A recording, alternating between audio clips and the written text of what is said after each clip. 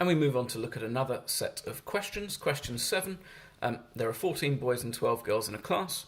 Work out the total number of ways one boy and one girl can be chosen from that class. This is a very good test of whether your revision was effective. We covered this in the number unit, so what we call module 2. And basically what we're using here is known as the product rule for counting.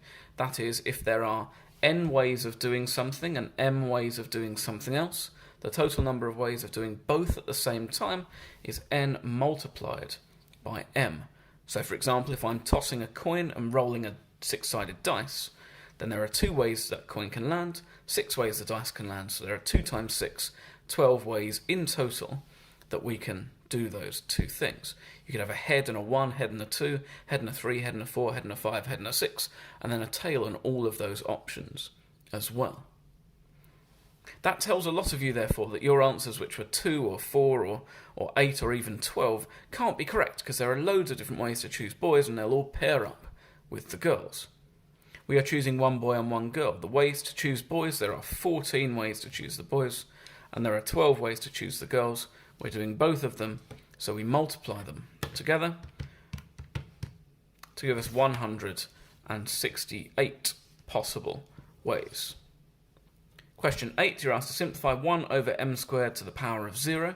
As soon as you see the power of 0 applied, you're thinking 1 immediately. Anything raised to the power of 0 is 1. We can show that very simply if you think of anything sort of x to the power of 3, let's say, divided by x to the power of 3, you know that those 2 numbers will cancel out and give you 1. Alternatively, we could use this argument, x to the power of 3 divided by x to the power of 3 is x to the power of 3, subtract 3, or x to the 0.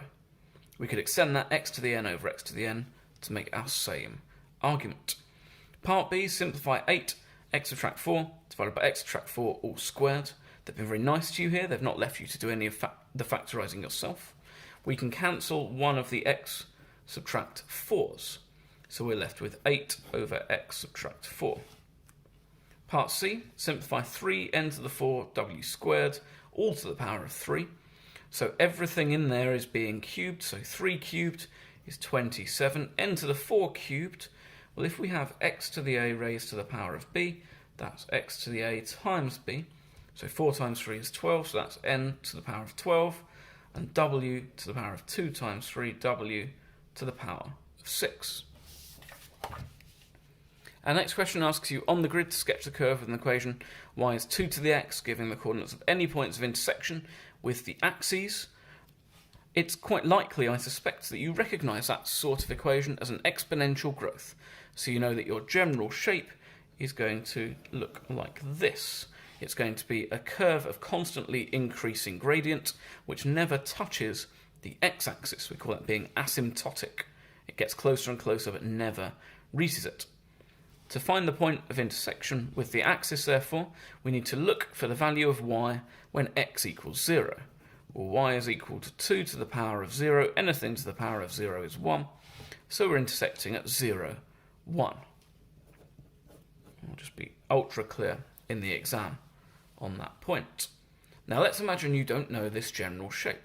What we could do is we could set up a little table, x and y, and let's say we'll have x be negative 2, negative 1, 0, 1 and 2. And we could look at what happens here. And because you had a calculator, that's actually very straightforward. 2 to the power of negative 2 is 1/4, so we have 0.25. 2 to the power of negative 1, 0.5, then 1, then 2, then 4. You notice the gap is getting larger each time, so that gives us an increasing gradient. You could sketch out some rough values if you needed to, for example. Question 10 asks you to solve x subtract 2 all squared is equal to 3, giving your answers to 3SF. Now lots of you expanded these brackets and used a quadratic formula.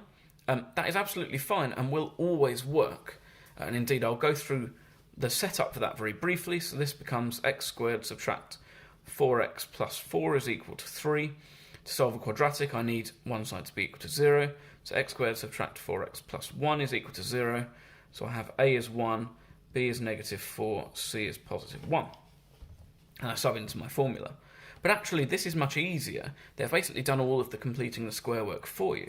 If I have x subtract 2 all squared is equal to 3, I can square root both sides. X subtract 2 is equal to plus or minus the square root of 3.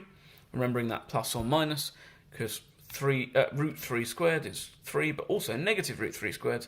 Negative root 3 times negative root 3 is 3. I add 2 to both sides. X is 2 plus or minus root 3. And that's where you get with your quadratic formula as well. This just makes my life a bit easier. So I have 2 plus root 3, which is to 3SF, 3.73. And I have 2 subtract root 3, which to 3SF is 0.268. Once again, making sure 3SF. Only zeros that follow after a non-zero integer in some position count as significant. So 0.268 is 3 significant figures. And that's another 4 questions sorted.